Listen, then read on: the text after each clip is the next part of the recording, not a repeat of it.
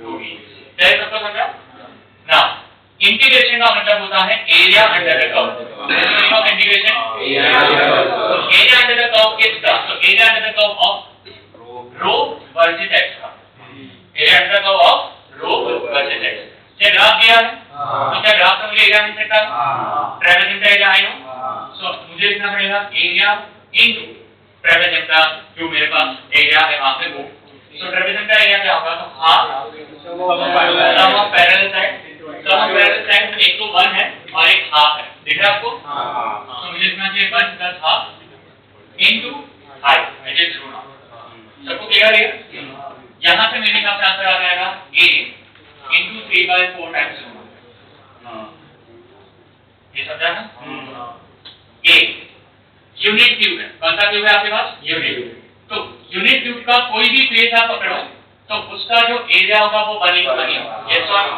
तो उसका जो एरिया है किसी का भी फेस का एरिया वो कितना होगा? 1।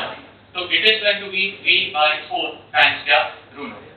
Since area is going to be 1 metre square. ये clear?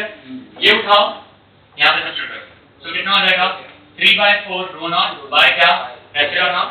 The value of rho naught is 8.85 into 10 to the 1 square. Epsilon naught की भी वैल्यू सेम है, correct? So answer is 3/4. So 50 का आंसर ऑप्शन नंबर 3. So दो बहुत जबरदस्त question थे, I think 43 and this 50. Sorry 44.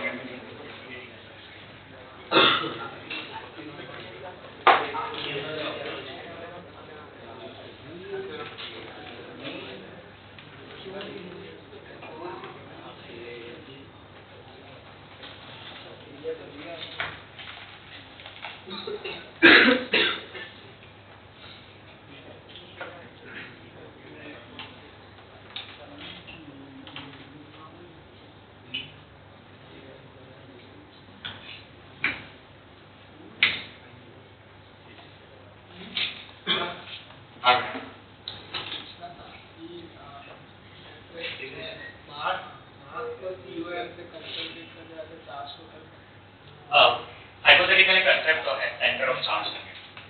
सो जब हम polar dielectric non polar dielectric करते हैं तो हम वहां पे डिफाइन कर रहे हैं the centre of positive charge is centre of negative charge. वैसे नहीं, ये क्योंकि हाइपोथेटिकल सेंटर ऑफ मास तो इट्स अ डिफाइंड फैक्टर, क्योंकि वहां से फिर हम जो भी तुम नेट फोर्स को ले रहे हो मतलब तो एक सिस्टम को वहां से कंसीडर करके उसको भी कंसीडर चार्ज में वैसा नहीं कर सकते। चार्ज के लिए सिर्फ एक ही चलता है जो हम पॉइंट ऑब्जेक्ट कंसीडर करते हैं ना, तो वैसा हम कंसीडर करते हैं कि अगर तुमने स्फीयर के ऊपर चार्ज दे दिया तो तुम उस पूरे चार्ज को उसके सेंटर पर अज्यूम कर सकते हो। और स्फीयर इट इज ट्रू, बाकी सब के लिए फिर तुझे एक ही ऑप्शन इंटीग्रेट कर। सर ये question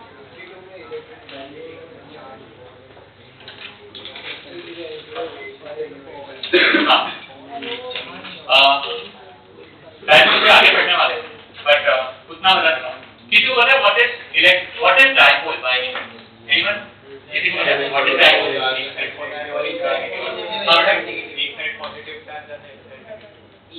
Two equal and opposite charge separated by a small distance is known as dipole. So minus q plus q. तो अगर तुमने कोई भी एक क्लोज सरफेस में डायपोल रख दिया तो फ्लक्स हमेशा 0, क्योंकि टोटल चार्ज है तो हमेशा 0, क्योंकि माइनस q के साथ प्लस q आएगा। ये समझा? इसलिए स्टार्टिंग आप समझ जाएगा।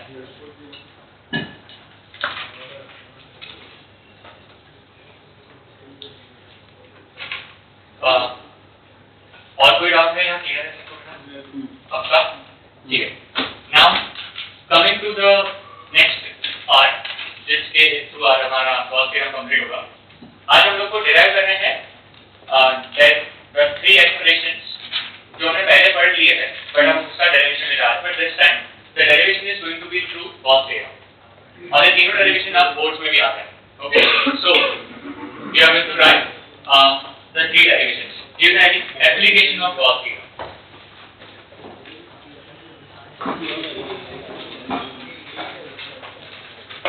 So the next and the final concept for flux is application of Gauss theorem.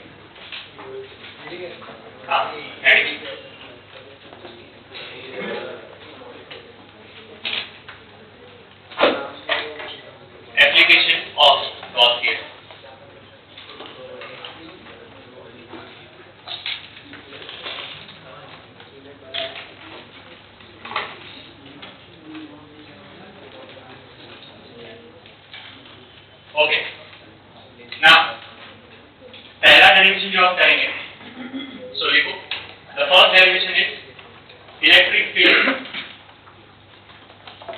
Due to spherical shell.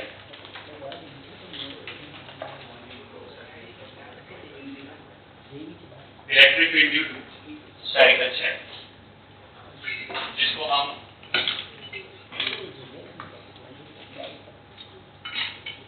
holosphere भी बोलेंगे. Electric field due to spherical shell या holosphere.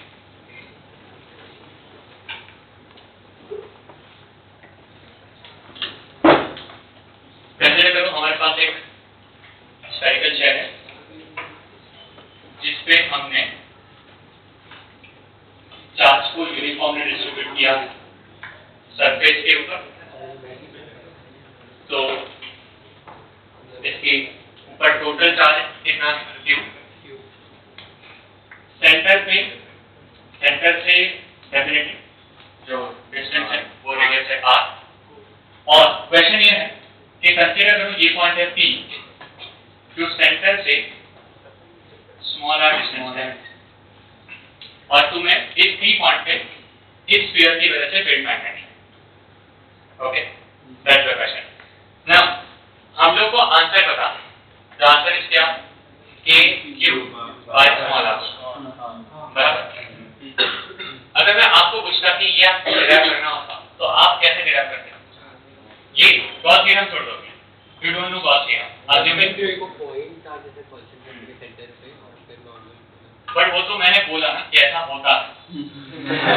वो तो मैंने बताया ना, तो information provided by me. But in general करना होता तो ये नहीं कर सकते थे. मैं बोलूं नहीं कर सकते. अब मैंने information you can not do that. What can you do? बीच में पॉइंट ऐसा करेंगे कि एक सर्किट बनाएंगे.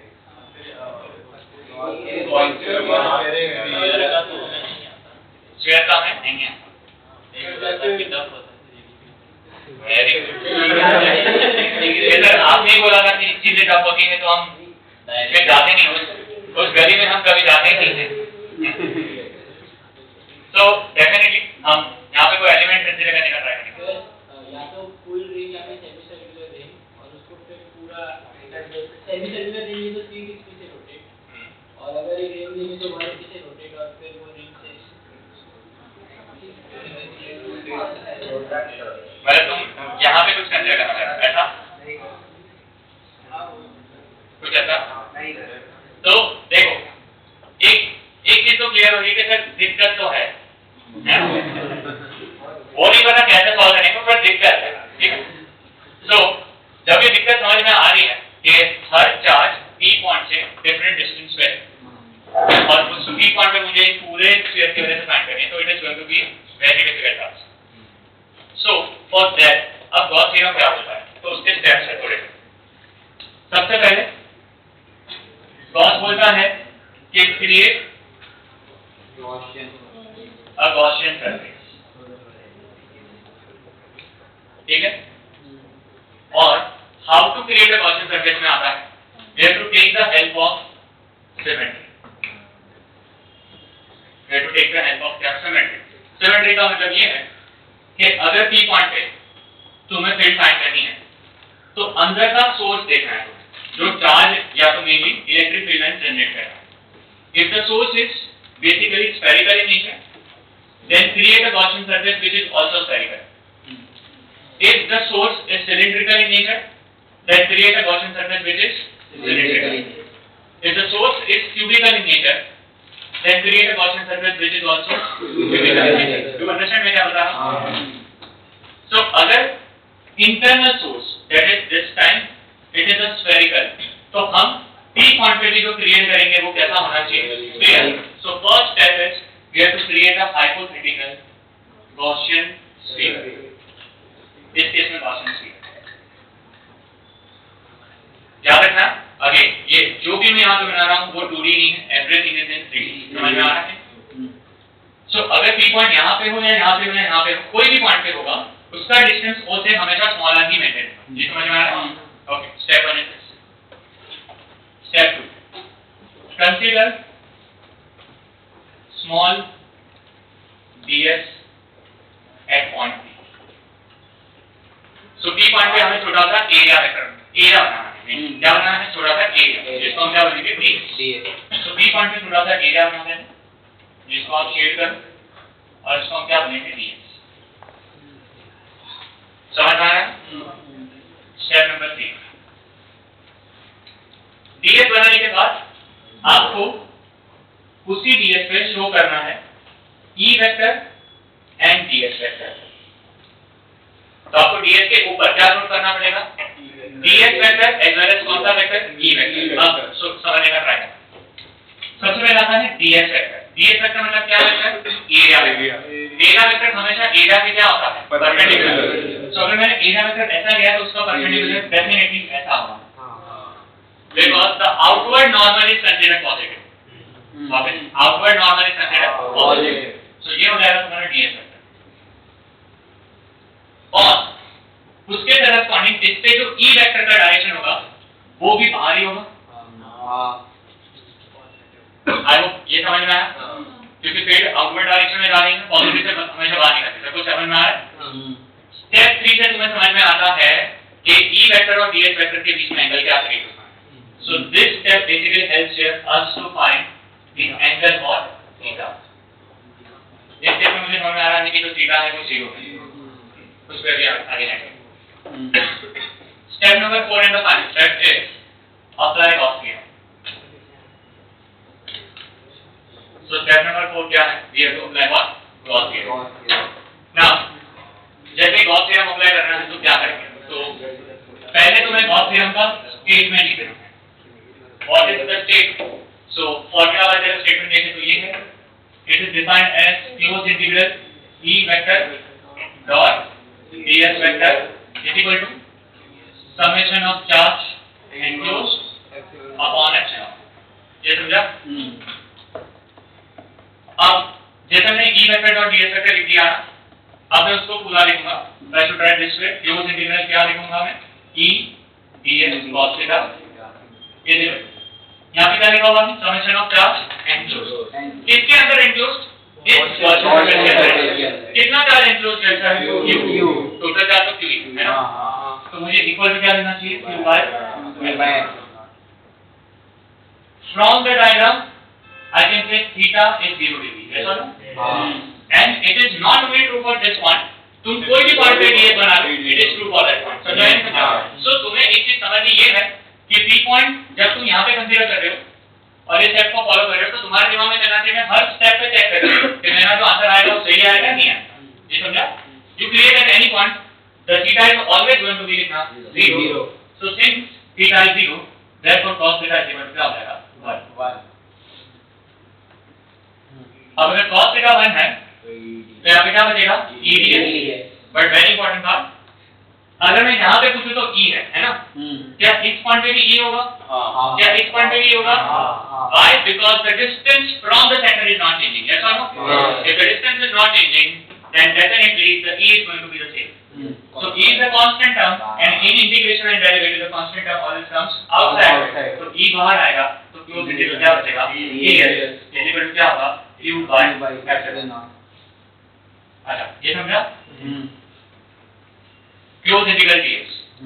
ds इज द पूरे गॉसियन सरफेस के ऊपर का छोटा सा एरिया। वैसे सारे ds को मैं ऐड कर दे रहा हूं तो मुझे पूरा गॉसियन सरफेस क्रिएट होगा। द एंटायर गॉसियन सरफेस का सरफेस एरिया कितना होगा, so it is going to be 4 pi r। कितना होगा, 4 pi r। So can I this is nothing but E into क्या, 4 pi r is equal to q by epsilon।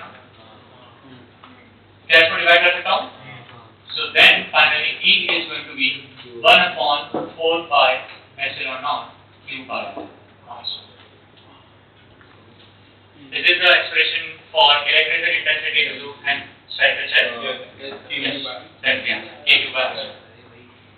और board में 3 mark के लिए आता है और आप इतना लिखते हो तो आपको 1.5 से 2 मिलते हैं। so इसके अलावा आपको स्टोरी लिखनी है। Consider a hypothetical Gaussian surface as shown in the figure. Consider point P which is situated at a distance r. Consider total charge। ये पूरा का लिखा हुआ है और एलाबोरेट करके हर स्टेप में है ना उसके रीजन होंगे as per the Gauss theorem।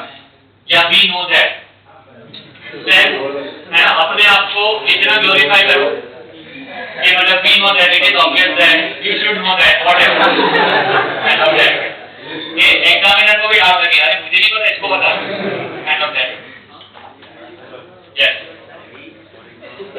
बाकी सबको समझा नोट डाउन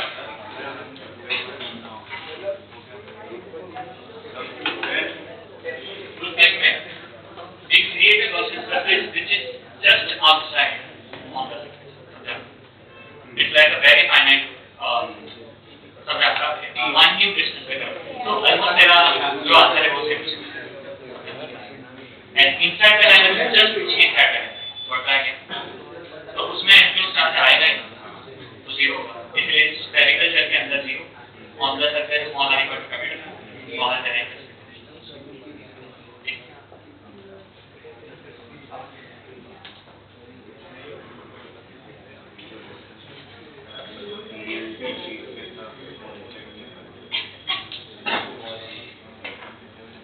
अच्छे से लिखना ओके और एटलीस्ट लगना चाहिए कि आप कुछ अभी लिख रहे हो बोर्ड से रिलेटेड है ना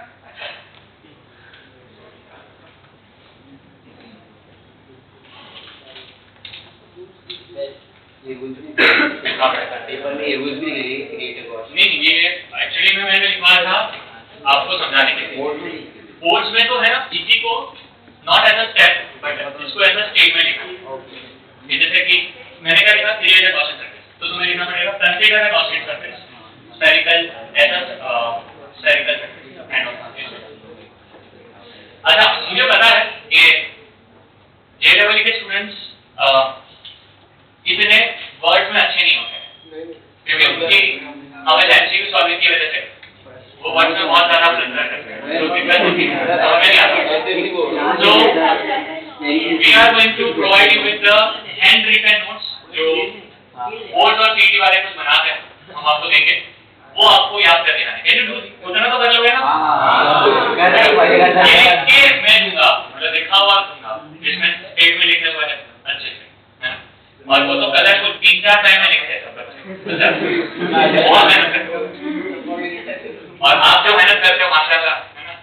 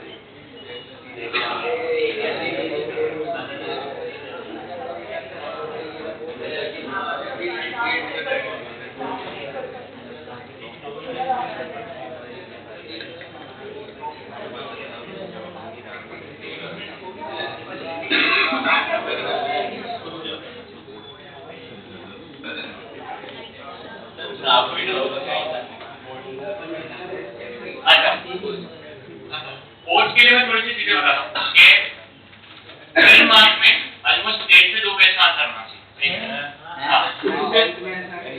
4 मार्क्स में 3 से 3.5 पेज तक आंसर होना चाहिए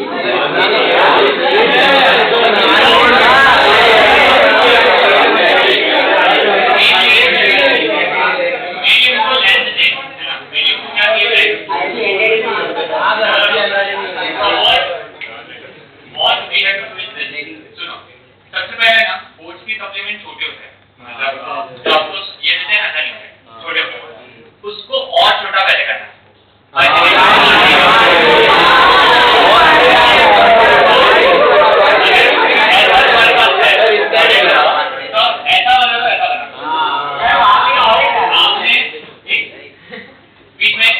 ऐसे क्लियर बना दिया के लिए लाइन डायग्राम ऐसा बनाओ कि ऑलमोस्ट पेज कवर आधा पेज और इतना भी बड़ा नहीं कि सिर्फ आप ना तो ठीक है ये यहाँ पे थोड़ा सा अच्छा नजर आएगा बच्चे इतना टाइम जैसे यहाँ पे बनाया हुआ प्रॉपर टाइम ठीक है देन बच्चों को लगता है कि ट्रीज बचाओ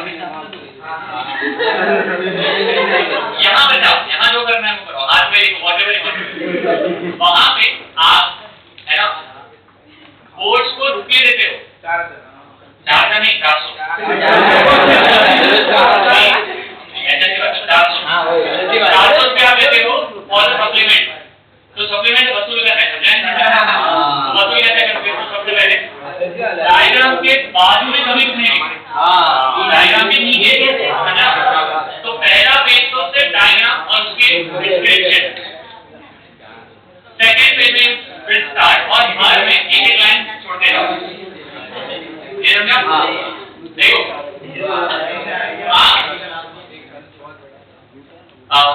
बोर्ड में ना मैंने अपने आप को उस तरह से मतलब बोर्ड में और फिर इंजीनियरिंग में भी अपने आप को इस तरह से कल्टीवेट कर लिया था कि आप मुझे same question 1 mark 2 mark 3 mark 4 mark के पूछो मैं करस्पॉन्डिंगली आप बोले तो तरह में लिख सकता हूं और वो टैलेंट है वो टैलेंट ही आपको एचएससी बोर्ड में 90% लेकर बोर्ड में नॉलेज नहीं आता 90% टैलेंट लाता और वो टैलेंट है ना आपको कल्टीवेट मुझे पता है हम लोग के यही वाले लेकर के लिए हम लोग को चीजें बहुत शॉर्ट में सॉल्व करने की आदत है उनको वो नहीं चाहिए ना तो उनको क्या चाहिए अगर तुम्हें क्वेश्चन पूछा कि चार्ज दिया है डिस्टेंस दिया है फाइंड आउट इलेक्ट्रिक फील्ड तो तुम्हें पता है यार k2 का आंसर ही करना है उसमें क्या है पर उनको वो नहीं चाहिए उनको चाहिए given to find formula solution क्योंकि उसके मार्क्स है हाफ मार्क है इस तरह फिर लॉग यूज हो रहा है तो लॉग में शो करना पड़ता है वो लॉग वो तुम्हें जैसे लॉग के मेथड और तुम्हें पूरा कैलकुलेशन 3 से 4 क्वेश्चन ऐसा होता है जो बहुत कॉम्प्लिकेटेड है तो तुम्हें लॉग उसके अलावा सॉल्व नहीं करते हां यही वाले कर सकते हैं अप्रोक्सीमेटली देंगे पर उसके बाद नहीं होते वो कट करते हैं तो तुम्हें लॉग से शो करना होता है तो बोर्ड में क्यों मार्क्स नहीं आते उसका रीजन ये ऐसा नहीं कि तुम्हें नहीं आता तुम्हें सब आता होगा फिर भी नहीं आता क्योंकि उनको जैसे चाहिए वैसा में पेपर लिखो so that we have to make ये रिपीट करेंगे अब CS का होता है नहीं CS is manageable problem maths में भी नहीं है एक्चुअली वेरी प्रॉब्लम मैथ्स का भी नहीं आपको फिजिक्स और केम का सुनो इंग्लिश का भी इतना मेजर नहीं हां इंग्लिश में बस ऐसा है कि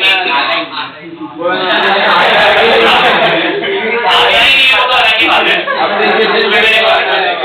पर महाराष्ट्र बोर्ड का इंग्लिश का पेपर सबसे आता है देखो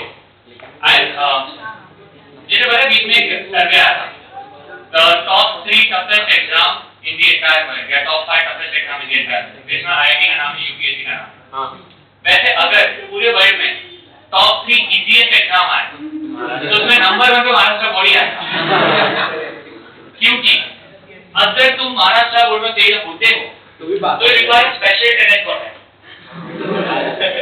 मतलब तुम्हें मेहनत करनी पड़ेगी 3 घंटा कि तुम फेल हो तो तुम फेल हो तुमने समझा तुम फेल हो ही नहीं सकते कोई स्कोप ही नहीं कोई भी अगर फेल और तुम फेल हुए ना तो सच में तुम ह्यूमैनिटी के लायक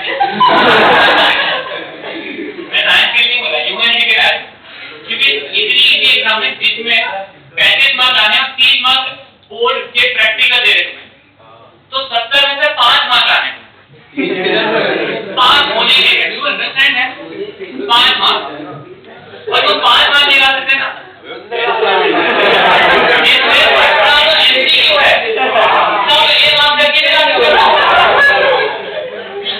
ये समझ नहीं समझा तो तुम तो मतलब जाने दो मैंने यूज कर रहा हूं what I am trying to say तुम फेलियर पर हां जैसा मैं बताया 75% आ रहा है वो थोड़ा सा catch that's not slightly easy हां जाना है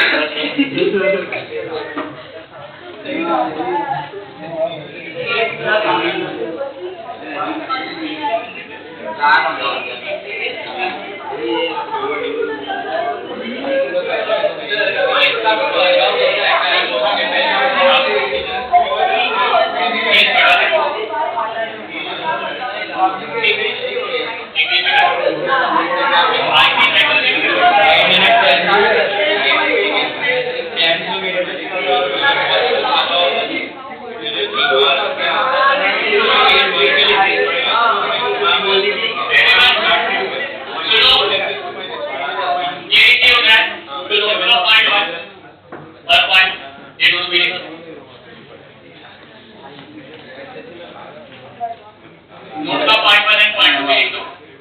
बोर्ड में अगर आंसर छोटा हो रहा है तो पॉइंट 1 पॉइंट 2 ऐड कर दो एक्स्ट्रा इंफॉर्मेशन के तौर पे। हाँ करते हैं, पता है सब बता। By the way text book सब लिखा हुआ जो मैं लिखा रहा हूँ वो सब देखो, एनसीईआरटी में भी है और इसमें भी। आपने यादें अच्छी नहीं लिखी, आपने तो खराब होती है वो second part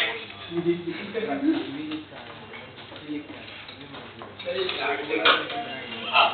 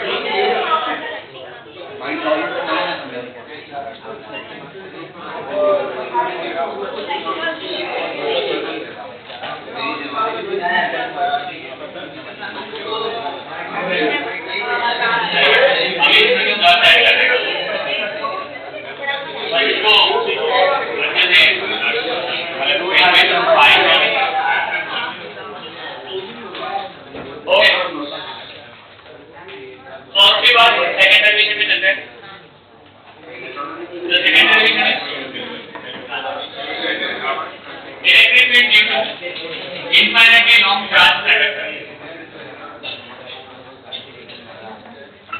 So,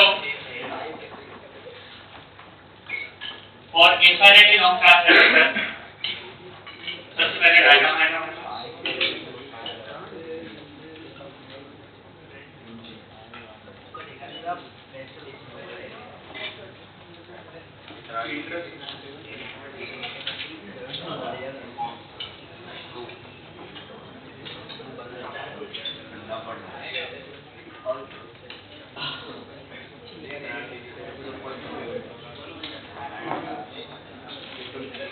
okay. Now question सुनना चाहिए, पहले समझ लो फिर चेक लिख लेना, ये भी इजी है topic. This is infinitely long charge conductor because the charge conductor is infinitely long, so they cannot give you कि इसके ऊपर कितना चार्ज है। ऐसे केस में वो हमेशा तुम्हें क्या देंगे, चार्ज है, this is lambda कूलम पर मीटर, ठीक है। क्वेश्चन है, एक पॉइंट है P जो r डिस्टेंस पे है, find electric field intensity with this infinite long charge conductor.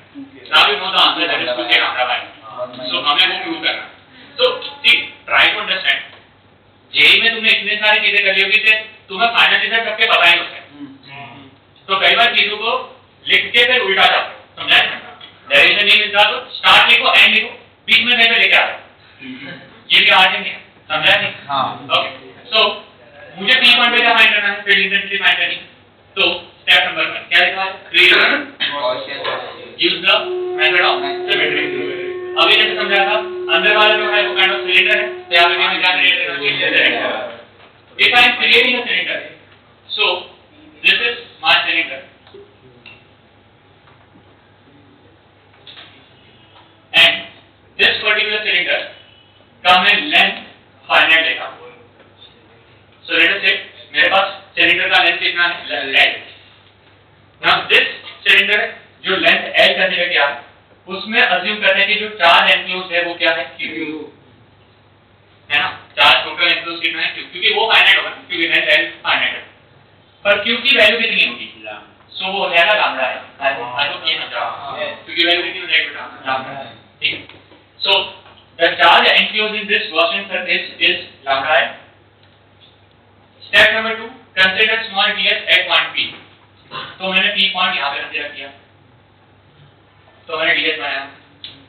फिर है show E vector and ds vector, तो मैंने ये बना दिया E वेक्टर और यहीं पे बना दिया ds। सो वापस थीटा मेरे पास क्या आ रहा है, 0। बट अब मैं रुकूंगा और सबसे पहले मैं सोचूंगा क्या P पॉइंट यहीं पे हो सकता था या कहीं पे भी हो सकता था पूरे गॉसियन सरफेस के ऊपर। तो टेक्निकली अगर कर्व में है तो दिक्कत ही नहीं, ये हमेशा ट्रू होगा। What if it is on this, like the P point is here. I hope ये समझ में आ रहा है। हां, if the P point is here then your ds is going to be like this, yes और no. तो जो ds वेक्टर है वो तो ऊपर जाएगा, क्या सबको समझा? पर उस पॉइंट पे इस प्लस चार्ज की वजह से जो E आएगी वो तो ऐसा है, और एंगल क्या होगा, और cos 90 क्या होता है, 0। तो प्लस कोई नहीं है, समझा? तो प्लस ऊपर वाले सरफेस के लिए और नीचे वाले सरफेस के लिए 0 होना है, तो वो मेरे दिक्कत में नहीं है। आप ये क्लियर है? सो देखो लास्ट केस में वो करने की जरूरत नहीं पड़ेगी, इस केस में हमें ये सोचने की जरूरत पड़ी, बिकॉज़ हमें ये समझना है कि ये दोनों का कंट्रीब्यूशन प्लस में 0 है। The only contribution in the plus is the which surface, the curved surface. कौन सा surface है? Curved। ये याद रखना क्योंकि आगे इसमें काम आएगा। Okay. Next क्या है? Apply क्या? Apply क्या बोला? Gaussian। So now I am going to become zero। देखो यहाँ। Closed integral क्या है? E vector dot ds vector। क्या होगा? Summation of charge enclosed by epsilon। ये आपको लिखना है। Closed integral E dot ds cos theta equal to क्या लिखा? Q by epsilon। आपको लिखना है। Theta equal to 0। cos theta equal to 1 आपको लिखना है। E closed integral ds is equal to क्या होगा, q by epsilon naught आपको लिखना है। नेक्स्ट E ये क्या होगा, क्योंकि अब हमने समझा कि यहाँ पे सिर्फ और सिर्फ कौन सा सरफेस है, कर्व सरफेस है, होता है 2 r l n होता है, पर मैंने l लिया, ठीक है।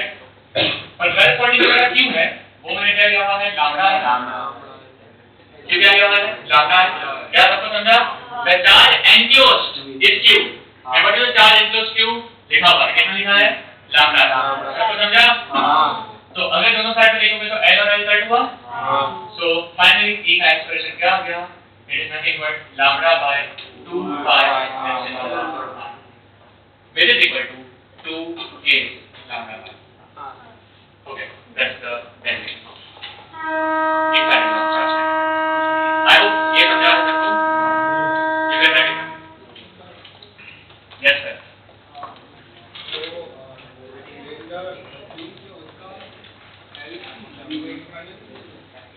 तो फिर इंफिनिट लेगा तो एंजियोस कैसे करेगा जी? तो एंजियोस करने के लिए हमने इसको फाइनाइट किया, और अगर तो फाइनाइट ले रहा है तो उसकी लेंथ कंसीडर कर रहा है, तो तूने एक नया वेरिएबल इंट्रोड्यूस किया, तो तेरे फाइनल आंसर में वो वेरिएबल रहना नहीं चाहिए, तो नहीं रहेगा। Okay, because if this is infinite तो तू उसको एनक्लोज कर ही नहीं सकता, क्योंकि इंफिनिटी को एनक्लोज करने के लिए और इनफाइनाइट सिस्टम चाहिए, which is not possible। So Gaussian surface should be a finite so that हम उसको एक्सप्रेशन के थ्रू डिराइव कर सकते हैं। नोट डाउन कर।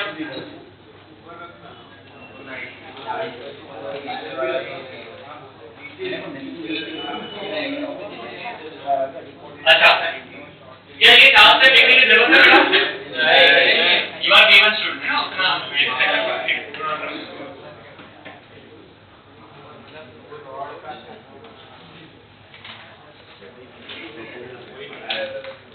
बेटा देखो आगे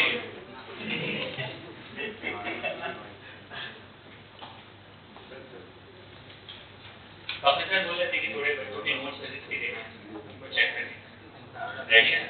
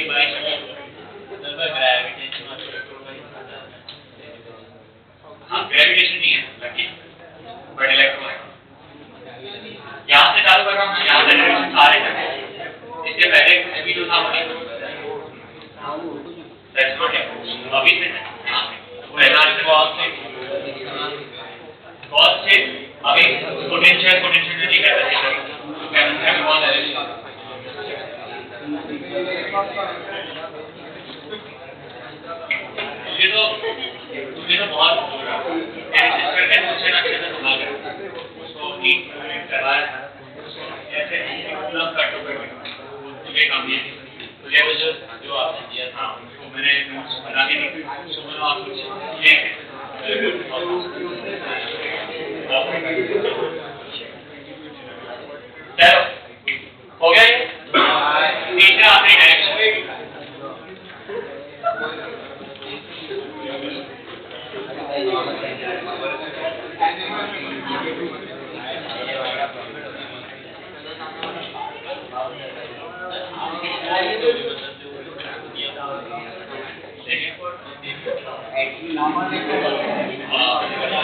क्लास में जो लिखा है ना, नींद में थोड़ा डिटेल में ना थियरी पढ़ो, तुम्हारे में एक्सपीरियंस नहीं रहा उसके जो नोट्स है ना वो साथ में रखना, हैंड नोट्स से लिखना।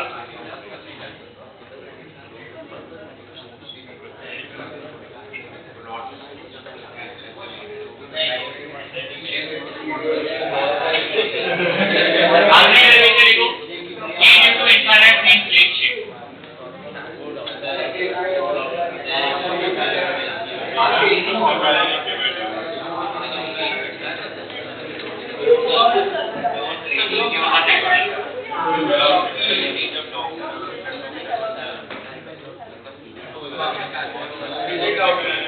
Now,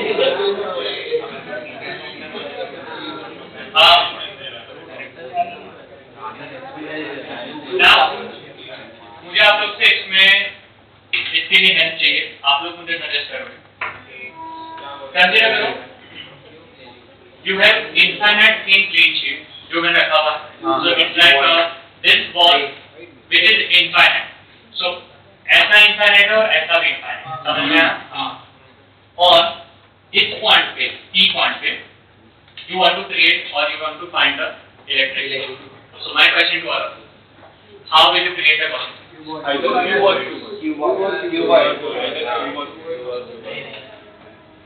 Answer is correct. Answer is correct. You can create, but infinite is you can create a cuboid, but यहाँ पे भी cuboid से better we are going to create cylinder.